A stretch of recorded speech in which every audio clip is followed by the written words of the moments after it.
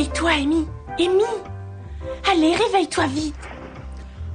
L'école recommence aujourd'hui, lève-toi. Hein?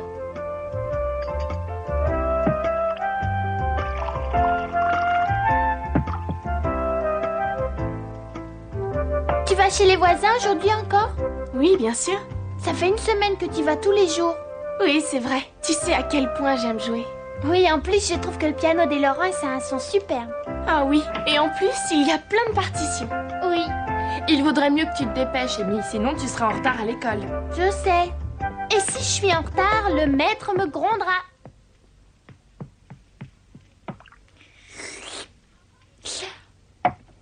Au revoir les filles. Tu vas jouer du piano chez Laurie, n'est-ce pas? Une fois que Bess réussit à surmonter ses craintes et sa timidité, elle prit l'habitude d'aller jouer du piano chez les voisins tous les jours. Et ça la rendit très heureuse.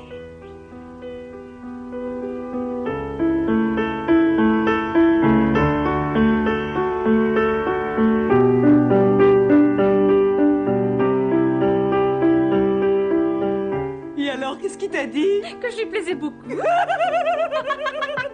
Oh, mais il m'intéresse pas Ça du ne tout. vous ennuierait pas de travailler en silence pendant que mademoiselle Bess joue du piano? Oui, monsieur?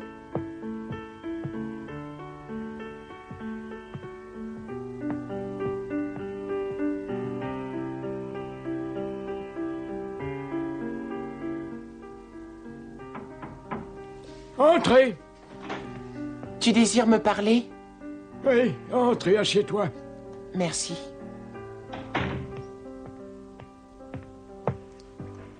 Monsieur Brooke est déjà arrivé? Non, pas encore. Laurie, ce qui m'étonne, c'est que le son du piano ne te dérange pas pendant que tu étudies.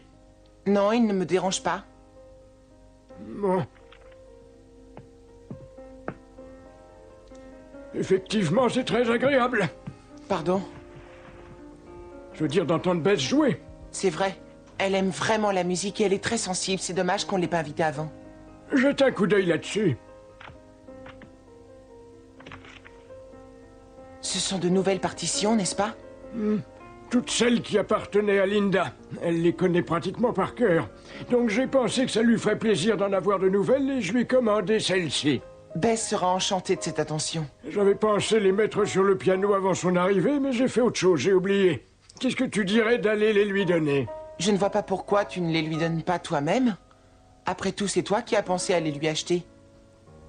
Apparemment, Bess a encore peur de moi, autrement je l'aurais fait. Quand elle est arrivée ce matin, je me trouvais par hasard dans le salon. Elle ne s'attendait pas du tout à me voir.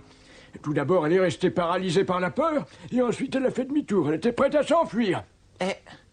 Et toi, qu'est-ce que tu as fait quand tu as vu sa réaction?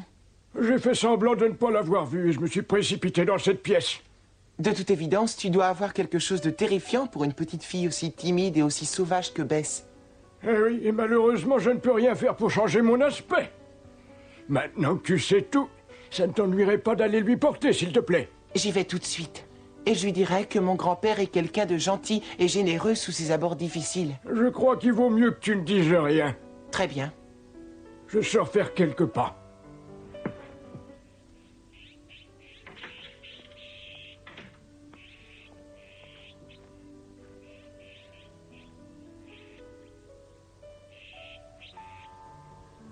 Anna?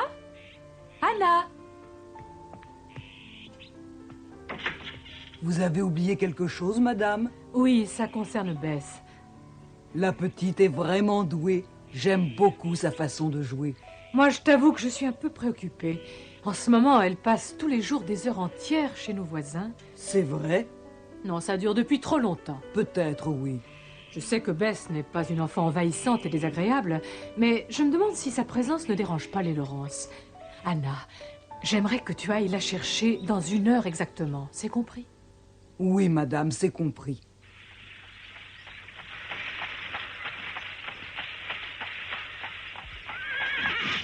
Quelle surprise! Bonjour, Madame Marsh.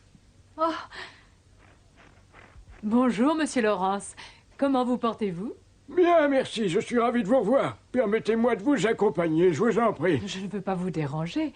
Si je ne m'abuse pas, vous allez au bureau d'assistance aux combattants. C'est justement mon chemin. Merci.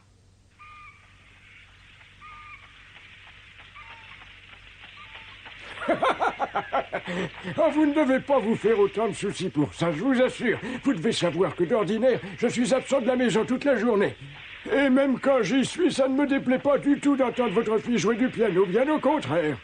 C'est très gentil. Mais votre petit-fils doit étudier. Êtes-vous sûr et certain que la musique ne le dérange pas du tout? Si j'étais vous, je ne m'inquiéterais absolument plus à ce sujet. Je lui ai posé la question et il m'a répondu que non. Oui, mais en fait... Madame, sachez que mon petit-fils est très têtu. C'est normal dans notre famille, tout le monde l'est. Et si je renvoyais votre fille chez vous comme vous me l'avez demandé, Laurie se mettrait en colère et ne me pardonnerait jamais.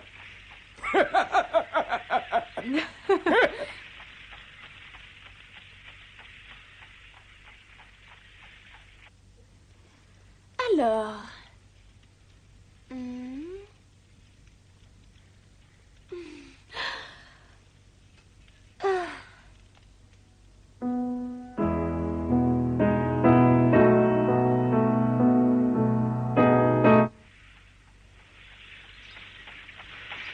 Oh là, arrête-toi.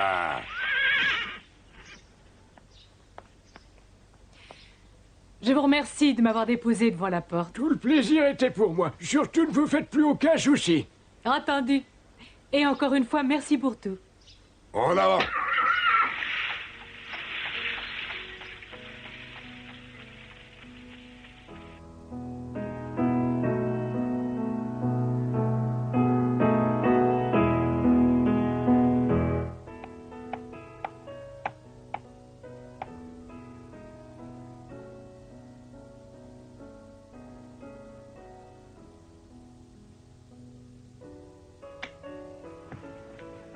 Elle est déjà sortie depuis un long moment. Pardon? Oui, je veux parler de la jolie Meg, Monsieur Brooke. Qu'est-ce que vous avez l'air d'insinuer? Oh, moi, rien du tout. Pourquoi me dites-vous ça? Je sais que Meg est ravie d'être préceptrice et que les enfants dont elle s'occupe sont turbulents mais gentils. Où voulez-vous en venir exactement? Au fait que c'est une jeune fille charmante, vous êtes bien de mon avis? Laurie, vous feriez mieux de travailler un peu. Oh, bah ça alors? Qu'y a-t-il? Elle s'est arrêtée au milieu du morceau. Qui s'est arrêté? Bess, elle vient de s'arrêter au milieu du morceau. Oh. Écoutez-moi bien, vous allez me faire le plaisir de vous concentrer sur votre travail. Laisse-moi rester encore un peu. S'il te plaît, sois gentil. Quand ta mère est sortie ce matin, elle m'a demandé de venir te chercher au bout d'une heure très précisément. Je lui ai un peu désobéi. Ça fait déjà 10 minutes qu'on devrait être rentrés. Oui, je comprends. Et je t'en remercie, Anna. Mais je t'en supplie, laisse-moi. Laisse-moi rester 10 minutes de plus. Ensuite, je te promets que je rentrerai vite à la maison. Je sais que tu as une envie folle de jouer sur ce beau piano plutôt qu'avec celui qui est chez nous. Mais il faut que tu rentres à la maison. Accorde-moi seulement 5 minutes. Laurie, où allez-vous comme ça? Nous sommes en pleine leçon. Je descends un instant, je veux savoir pourquoi Bess s'est arrêtée. Attendez, Laurie, ça ne vous regarde pas.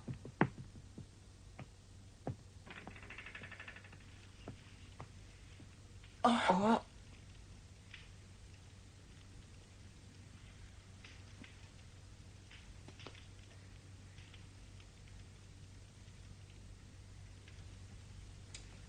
Écoute, si je te dis oui, tu me joueras le morceau qui me plaît tant.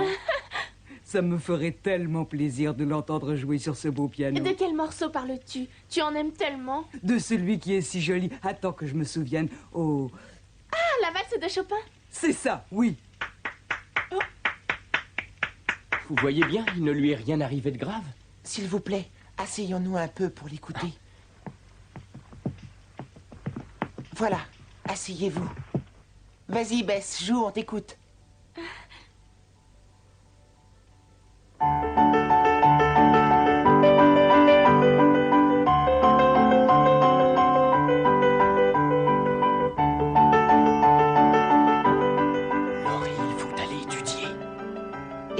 Qui a passé un grand moment à écouter Bess jouer avec Meg du piano pendant que j'attendais. Hein? Monsieur Brooke, les mathématiques sont une matière trop difficile pour moi.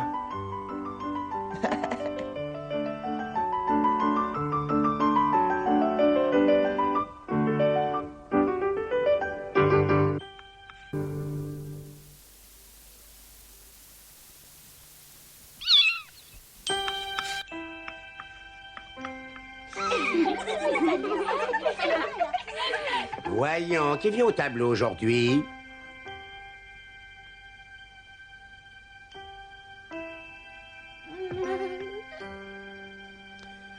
Vous, mademoiselle Perkins. Bien, monsieur. Mais j'y pense, vous êtes venu juste avant les vacances, n'est-ce pas? Bien, alors je vais en appeler une autre. Mademoiselle, marche! Oui, Venez vite au tableau. mais j'y suis déjà allée juste avant les vacances, moi aussi. Ah, oui, effectivement, je m'en souviens. Eh bien, on va voir si vous avez fait des progrès. Bien, monsieur.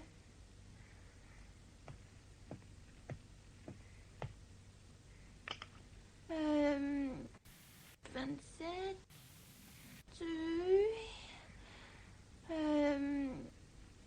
Allez, dépêchez-vous, mademoiselle Marche.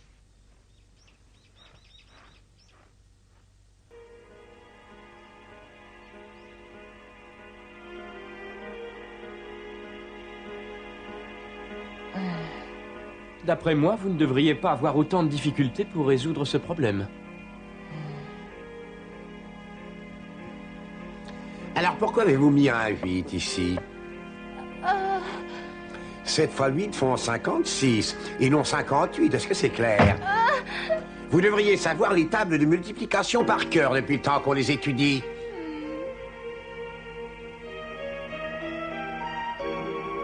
La solution est juste, vous voyez, il vous suffit de vous appliquer pour avoir de bons résultats. Oui, mais si je travaille lentement et difficilement, c'est parce que je ne suis pas doué. Ne dites pas de bêtises. Dites-moi, quelle est la chose qui vous pèse le plus dans votre métier de précepteur?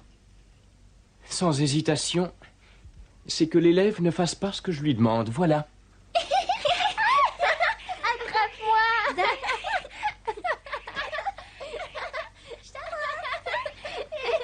Catherine! Allez, Thomas! Allez, venez, on s'en va! C'est l'heure de rentrer! Catherine! Quel froid! Bonjour Meg, comment vas-tu? Ah, bonjour Anthony, ça va? Qu'est-ce que tu fais dehors? Il fait un froid de canard. J'accompagne les enfants, ils ont besoin de prendre l'air au moins une fois par jour. Oui, tu as raison. Mais le froid ne t'empêche pas de sortir, toi non plus? Un journaliste ne peut pas faire son travail en restant enfermé toute la journée dans son bureau. C'est certain. Écoute Meg, tu peux transmettre un message à Joe? Oui, lequel? Eh bien, normalement, je devrais lui en parler moi-même, mais si je le faisais, je sais que Joe se mettrait très en colère contre moi. Ah bon, et pour quelle raison? Je viens de lire le dernier roman qu'elle a écrit et je dois dire que je ne l'ai pas beaucoup aimé. Néanmoins, il est bien meilleur que le précédent et il est évident que ta sœur a du talent. Mais je crois que si elle arrivait à écrire de façon plus naturelle, si son style était plus simple, il aurait été meilleur. Tu parles sérieusement? Mais bien sûr. Tu crois que Jo sera furieuse? Oh, Anthony, tu es un véritable ami. Eh? Et si tu fais ça, c'est pour son bien, n'est-ce pas? Eh bien, je... Même si ce que tu viens de dire n'est pas très flatteur, ça n'en reste pas moins un encouragement. Eh bien, oui, c'est exactement ça. Mais je devrais lui dire moi-même. Non, laisse-moi faire, je lui dirai. Oh, merci, mademoiselle. Il n'y a pas de quoi, monsieur. À bientôt. Alors comme ça, on voit qu'elle a du talent. Quelle joie. Catherine! Thomas! On rentre à la maison!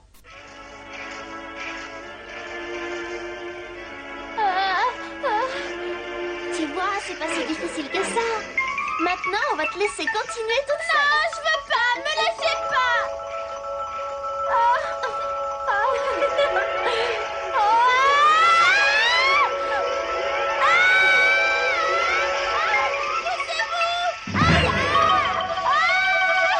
Je peux pas m'arrêter.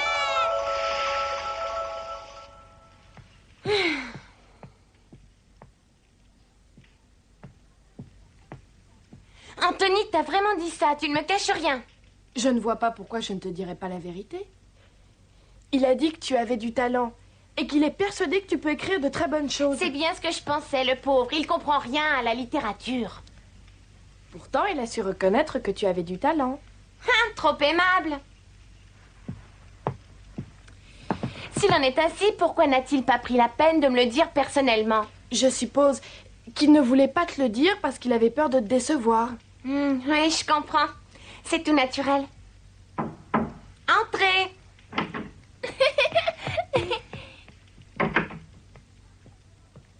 J'ai un petit service à te demander. À moi? Oui, et à toi aussi, Meg. À toutes les deux? De quoi s'agit-il? Bess a aussi quelque chose à vous demander, mais c'est très différent. Allez, vas-y, Bess, parle la première, tu veux? Je voudrais faire quelque chose pour remercier Monsieur Laurence. Ah. Parce qu'il te laisse jouer du piano? Oui. Et tu aimerais lui faire un cadeau? J'ai beaucoup réfléchi à ce que je pourrais faire. Finalement, j'ai décidé que je pourrais lui faire des pantoufles bien chaudes. C'est une excellente idée. Je suis sûre que ça lui fera très plaisir. Tu crois? À mon avis, c'est un très joli cadeau et c'est utile. Mais voilà, je n'ai pas d'argent et je me demandais si vous pourriez m'en prêter pour faire mes achats. Oh, t'inquiète surtout pas pour ça. Je viens juste de toucher l'argent pour mon dernier roman. Ça tombe bien. Oh, Jouk, c'est bien! Voilà que je vous explique. J'ai longtemps hésité et je me demandais si je gardais cet argent ou si je le rendais au directeur du journal. Et c'est pour cette raison que je n'en ai parlé à personne. Mais après mûre réflexion, j'ai décidé de le garder. Donc, Bess, ça ne pose aucun problème. Ah, merci, Jo. Je suis contente pour toi. Merci. Et toi, qu'est-ce que tu veux? Dis vite. Je vais m'acheter une paire de patins. Oh, c'est impossible. N'est-ce pas, Meg? Oui. Une paire de patins coûte bien trop cher. Mais non, celle-là, elle coûte qu'$1. Ah, seulement $1? Oui, exactement $1. Ce sont ceux que la sœur de Cathy mettait quand elle était petite. Mais ils sont en très bon état. Oh, sois gentil, s'il te plaît. C'est tellement amusant de faire du patin à glace. Dans ce cas, Amy, tu vas être assez gentille pour me rendre un service. Tu vas demander à tes amies si elles n'ont pas une vieille paire de patins pour moi aussi.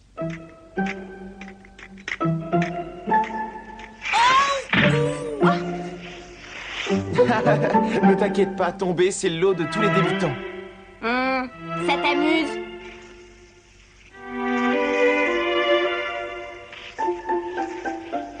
Tu vois bien que j'y arrive. Uniquement parce que je te tiens? Quoi qu'il en soit, je me débrouille avec ces vieux patins. J'avais un peu peur en les achetant d'occasion. Pourquoi est-ce que tu les as achetés? Parce que j'ai fait une affaire. Ils valaient pas cher. Bon, alors maintenant, je vais te lâcher. On va voir comment tu t'en sors toute seule. Bon, d'accord, essayons. Vas-y.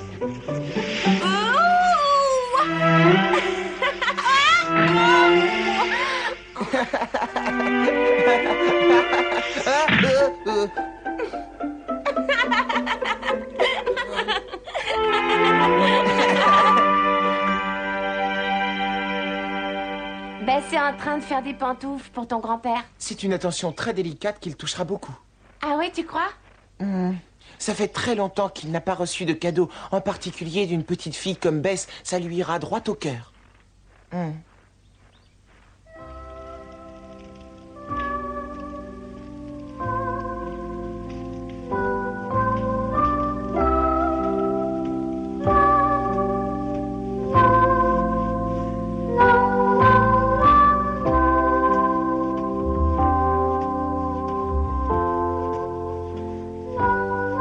Elles ont l'air très confortables. En plus, je les trouve très jolies.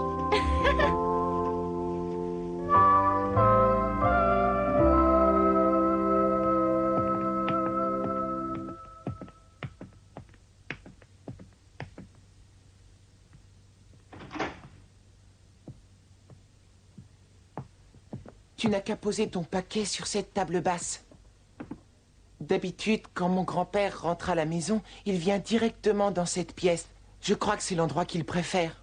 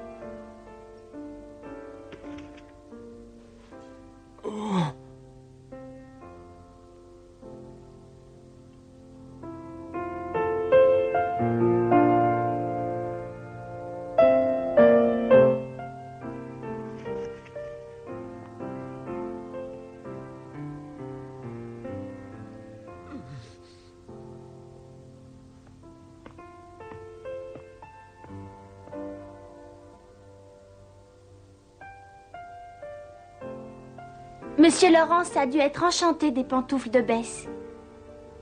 Comment est-ce que je le sais? C'est simple. Quelques jours plus tard, il lui offrit un cadeau extraordinaire.